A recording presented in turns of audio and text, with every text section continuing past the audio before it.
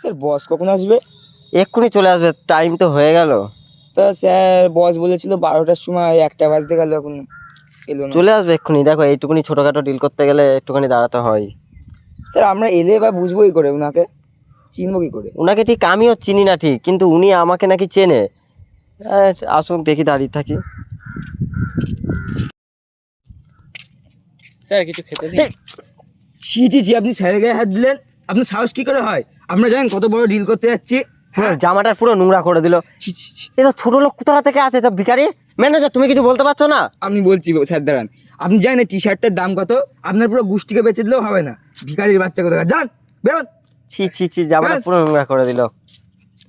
ছি। ভিখারি ভিখারি কোথা থেকে সব চলে আসে। স্যার আপনার কোনো অসুবিধা হয়নি তো? কি বলবো, না না, ঠিক আছে। আরে স্যার কি বলবো বলুন, এই রাস্তায় এইসব ছোট লোকদের জন্য মানে বেরোনোরই উপায় নেই। টেস্টটা নোংরা হয়ে গেল। আচ্ছা ঠিক আছে, কোনো ব্যাপার না। আচ্ছা ঠিক আছে, বাদ।